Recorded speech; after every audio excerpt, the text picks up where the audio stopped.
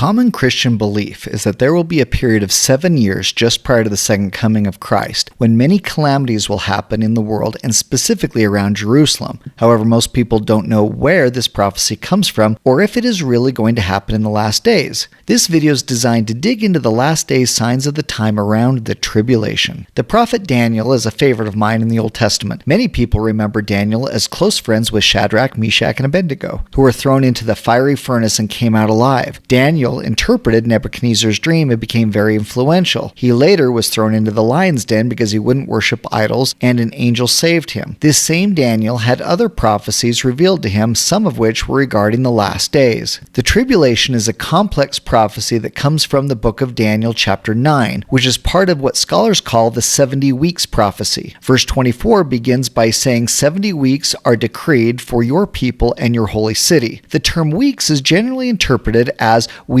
of years, where each week represents 7 years. The original Hebrew word used for weeks is shabuim, which literally means sevens. It refers to a grouping of sevens, but it doesn't specify whether it's days, weeks, months, years, or anything else. In this context, most scholars interpret it as a group of 7 years. So they interpret the verse as 77s of years, or 490 years. The reason scholars pick years rather than weeks, months, or anything else is for a few reasons. There are some scriptural reasons from Leviticus 25 verses 1 through 7, some contextual reasons, but probably the biggest reason is because of historical fulfillment. Verse 25 says, quote, "Know therefore and understand that from the going forth of the commandment to restore and to build Jerusalem unto the Messiah the Prince shall be 7 weeks, and 62 weeks. The street shall be built again, and the walls, even in troublous times." The timeline given in Daniel chapter 9 verses 24 through 27 somewhat matches historical events when interpreted as years. The prophecy outlines 69 weeks, 7 and 62, meaning 69 7-year periods, until the coming of the Anointed One, which many calculate as 483 years. There is one additional week in verse 27, making it a total of 70 7-year periods, totaling 490 years. If you start from the decree to rebuild Jerusalem after the Babylonian conquest in 445 BC, 483 years, in other words 69 quote-unquote weeks, later aligns closely with the time of Jesus' ministry, culminating in his crucifixion around 30 to 33 AD. For most scholars, this alignment strengthens the case for understanding the weeks as periods of years. Daniel 9:27 says, quote, "And he shall confirm the covenant with many for 1 week, and in the midst of that week he shall cause the sacrifice and the oblation to cease." So some think he is talking about the 70th week, and this is where it starts getting tricky, because it says in the midst of the final week the sacrifice will cease. If we then look at Daniel 11:31 as well as Daniel 12:11, it talks about this event and calls it the abomination that causes desolation, or what today we call the abomination of desolation. Historically, Daniel 11:31 is often linked to the actions of Antiochus IV in 167 BC, who desecrated the second temple by setting up an altar to Zeus and sacrificed a pig on it. I'm not sure why they associate it in this way, as it doesn't match the timeline, but this becomes important because this event is seen as a foreshadowing of what will happen in the future just prior to the Lord's second coming. But this is where scholars begin to focus on that final week, as discussed in Daniel 9:27. This final 7-year period is called the tribulation, due to the extreme civil and political unrest happening at the time. It says that in the midst of that week he shall cause the sacrifice and the oblation to cease. Scholars interpret that as saying at the 3.5-year mark, an evil man will defile the Jerusalem temple and stop the daily sacrifice. If you begin at 457 BC, the 490 years ends just after Christ's mortal ministry. But to me, that doesn't seem to match up with the prophecies of the tribulation. So this is where it gets kind of confusing if you're trying to map Daniel's 70-week prophecy and the abomination of desolation to a particular timeline. As I mentioned, some believe that the 490 years began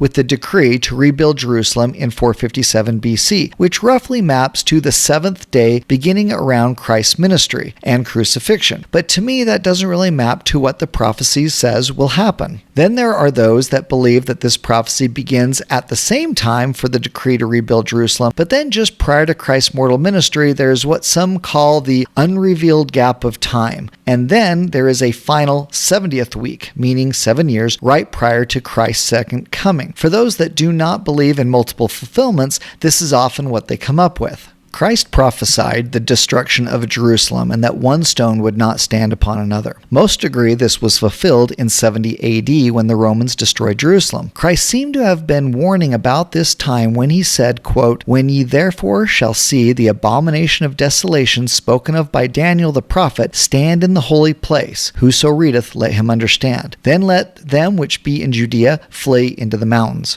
So what if Christ was saying the destruction of Jerusalem was the final week of Daniel's prophecy? So if we were to look at the Roman conquest of Jerusalem, it begins in May 66 AD on April 14th. 70 AD, the siege of Jerusalem officially begins, and on May 25th, the Romans breach the walls. On August 10th, the temple is set on fire, is desecrated, looted, which ended the daily sacrifice. September 7th, Jerusalem officially falls, with many Jews being killed or enslaved, but that wasn't the end. Then the remaining Jews that escaped went to Masada, where the Romans again from autumn of 70 AD until early 73 AD worked to take the strongholds that overlooked the Dead Sea. When the Romans finally reached it on April 15th, 73 AD, all the remaining Jews had committed suicide. From the beginning of the revolt in May 66 until they took Masada was exactly 7 years, and right in the middle of it, the abomination of desolation occurred, just like Christ and Daniel had foretold.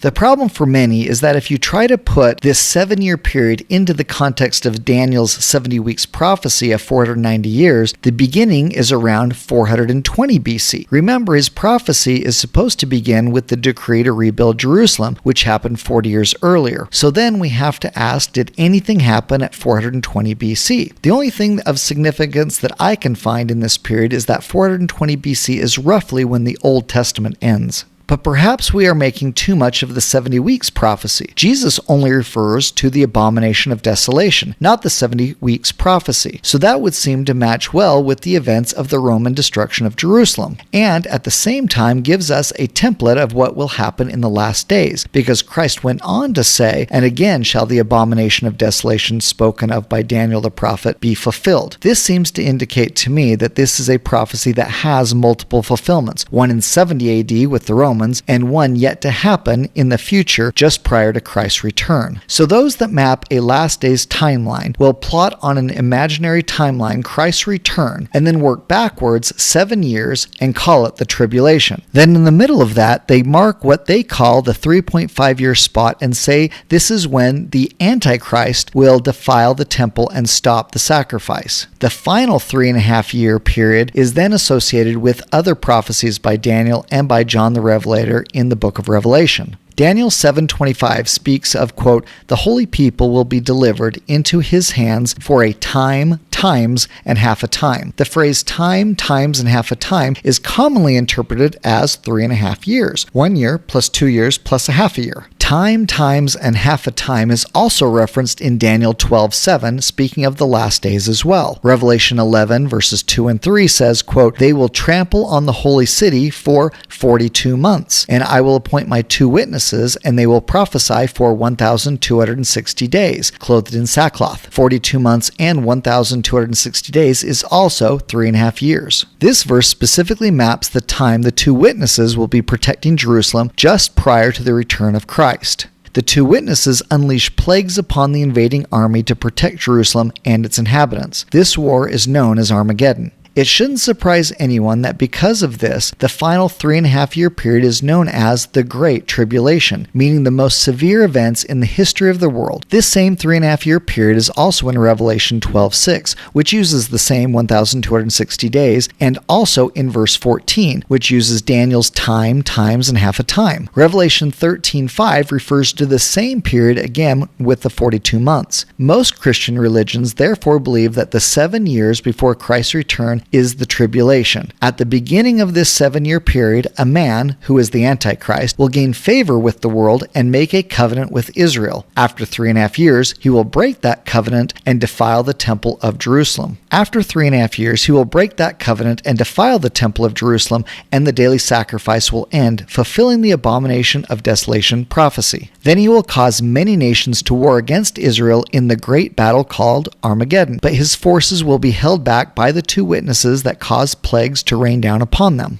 After 3.5 years, the Great Tribulation, the 2 witnesses will be killed and their bodies left in the streets of Jerusalem for 3.5 days, while the invading army celebrates. It is at that moment when Christ comes down and touches his foot on the Mount of Olives, splitting it in 2, causing a great earthquake, and decimates the army and destroys the Antichrist. So hopefully that gives you a better understanding of the tribulation, what it is, when it happens, and who is involved. But remember, that is based on man's interpretation of various scriptures, most of which is rooted in traditional Christianity. The LDS community doesn't speak of the tribulation much, although we believe in it and these prophecies. But there are some misconceptions and other things we need to think about to better understand this prophecy. First, many in the church and most Christians believe that when Christ saves the Jews from Armageddon, that is the second coming. His coming in glory is later, and there are other prophecies that need to be fulfilled prior to his second coming. That is why in this video I always label it Christ's return and not the second coming, because his coming in glory does not happen at this time. Because his coming in glory does not happen at the end of Armageddon as most Christians believe. To learn more about this, see my second coming remaining events video. Also, when you see it laid out this way, you might say, yes, this interpretation must be right. Everything matches up pretty well with the 70 weeks prophecy. The time, times, and half a time, 42 months, 1,260 days are all telling us that this is a very specific 7-year period broken into 2 halves of 3.5 years each. But there are some confusing things, such as when Joseph Smith translated Revelation 12:6 to say 1,260 years rather than days, when referring to the woman fleeing into the wilderness, which is believed to be the church fleeing to Zion. So there are still many things that we don't understand and are assuming about this prophecy. This especially gets tricky when it comes to beliefs around the Antichrist. If you pick out the verses that specifically talk about the Antichrist, they are very few and very cryptic, not unlike the rest of this. I call this out because just like we are making a lot of assumptions around the interpretation of these visions, we are also doing the same thing around the idea of the Antichrist. Based on my reading, I don't think we know if this is an individual, a group, an organization, or a government. This also then bleeds over into other prophecies where we lack understanding, such as the mark of the beast and several others. As an LDS community, we need to also understand that it is likely we won't be building the Jerusalem temple at all. The Jews will.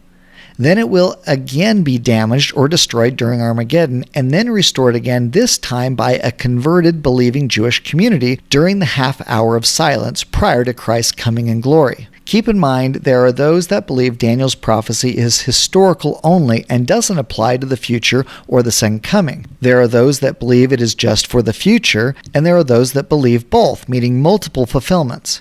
There are also those that believe this is purely symbolic and not literal at all, and that it represents false teachings, persecution, and apostasy, and ultimately a rejection of God. I guess my point to this video is to create greater awareness around what the tribulation is and how it fits into a last days narrative, both from a traditional Christian perspective as well as an LDS perspective. But both are based on a lot of assumptions and compounded historical interpretations. So we should continue to try to better understand this vision and listen to the Spirit for further inspiration. But to keep this video a bit shorter, I didn't include all of the prophecies that will happen during the tribulation period. Believe it or not, most of the remaining prophecies for the last days happen during the tribulation, and I'll illustrate that in another video I've created that should be released shortly, so keep an eye out for that. Thanks for watching.